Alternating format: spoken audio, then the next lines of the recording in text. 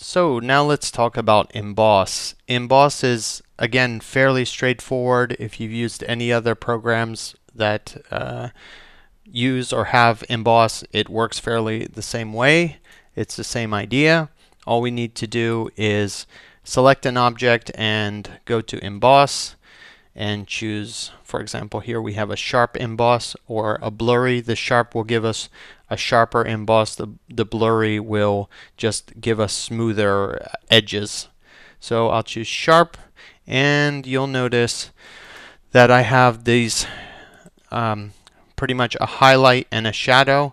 So in our case, I've created some objects like this sun, and we'll pretend that this is another planet.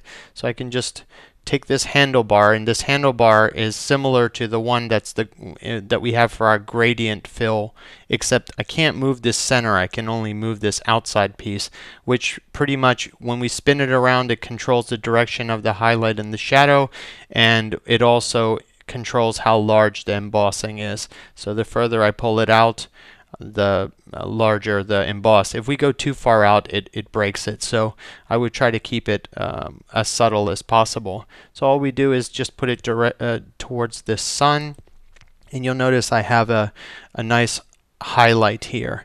And just to make this more realistic, you'd probably want to make, for example, the shadowed color more blue just to blend in more with this planet. You can continue on this and, for example, use a gradient, and we could create the first color, make it more yellow or to the color of this light here.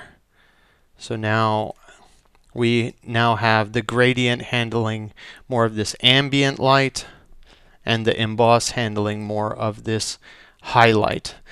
And playing around and tweaking this, you can make it look very spherical and very three-dimensional.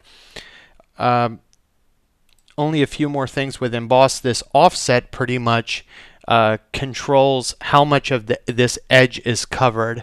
So if this value is set, for example, to 0, this emboss will go all around this shape. This highlight will wrap all around, further around this shape. So the closer it is to 0, the more it's going to go all the way around. And so pretty much the smaller this value is here,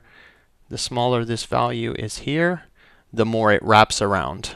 And of course, the higher, the opposite. And the smoothness is just how smooth that differentiation is between the object and how it's embossed. Of course, the smoother the emboss is, of course you're going to take more of a performance hit, so you're going to have to play around and tweak that for yourself.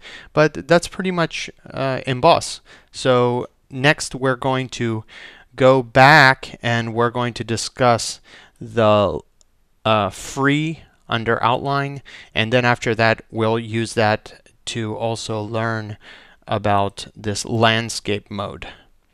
Okay, see you in the next lesson.